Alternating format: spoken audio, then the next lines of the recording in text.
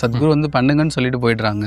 But அதெல்லாம் நீங்கள் எப்படி ஒருத்தவங்க கிட்ட கேட்டு அவ்வளோ ஃபண்ட் அரேஞ்ச் பண்ணணும், அதெல்லாம் நீங்கள் எப்படி செஞ்சீங்க? இது எங்களுக்கெல்லாம் வந்து ஒரு தயக்கம்.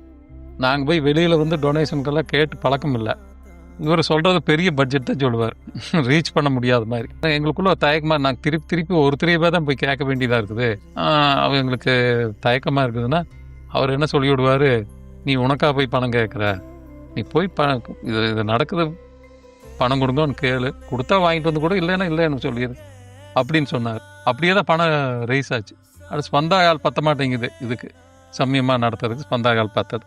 அடுத்தது ஆதியோகி ஆலயம் பண்ணணும், அதுக்கு ஏதாவது பணம், அது பெரிய பட்ஜெட். எத்தனையோ சொல்கிறார், 100 டாய்லெட்டு, இத்தனை 1000 ஸ்கொயர் ஃபீட், இப்படி வேணாம் அப்படி வேணும்னு சொல்கிறார். நாங்களாம் நினச்சே பார்க்க முடியல, என்ன பண்ணுறதுங்க அப்படின்னு சொல்லி கேட்டுட்ருக்கப்பா அப்புறம் அவர் என்ன சொல்லிட்டாரு, சரி நீங்கள் வந்து நீ எங்கேயும் போய் வசூல் பண்ண வேண்டாம், நான் பார்த்துக்கிறேன் அப்படின்ட்டு. நீங்கள் பார்த்தீங்கன்னா ஆதியோகி ஆலயமெல்லாம் நாங்கள் வந்து அப்போவே ஃபண்ட் ரைஸ் பண்ணுறது நிறுத்தியாச்சு. அவரோட ஒரு ஆளோட முயற்சி தான் அவ்வளோ பெரிய ப்ராஜெக்ட் நடந்திருக்கு. அதுக்கப்புறம் நாங்கள் வந்து ஃபண்ட் ரைஸ் பண்ண போகிறதே இல்லை.